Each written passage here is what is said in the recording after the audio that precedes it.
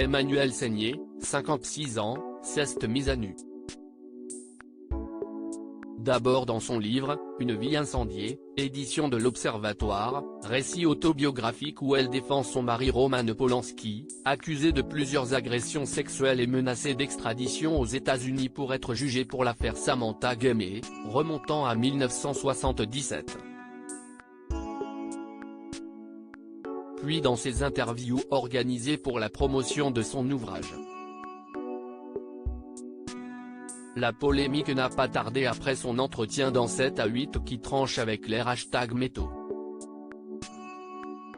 Elle y avait fait l'éloge de son époux, père de ses enfants, la comédienne Morgane, 29 ans, et Elvis, 24 ans et musicien et avait dénigré les attaques qu'il subit depuis son arrestation ultra-médiatisée à Zurich en 2009, avec en point d'orgue la cérémonie des Césars 2020 où il a été autant récompensé pour le film J'accuse que critiqué par des mouvements féministes et l'actrice Adèle Haenel.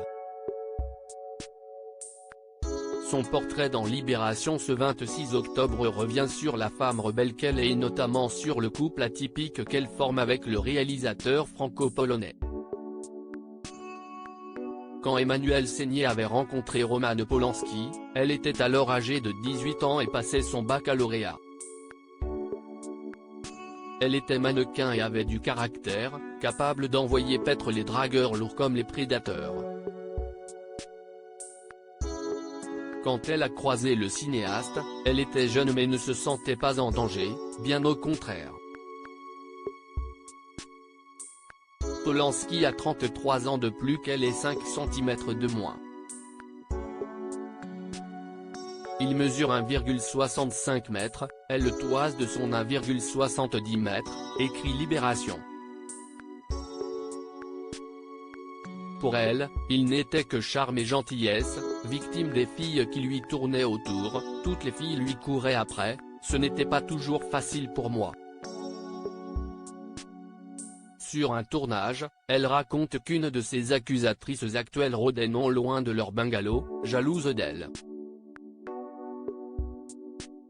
Mais si est Emmanuelle Seigné que le réalisateur de Chinatown a épousé en 1989. Le sujet délicat, avoir des enfants si le couple Polanski-Seigné s'impose sans mal, il est un sujet qui a été délicat dans leur histoire, la maternité.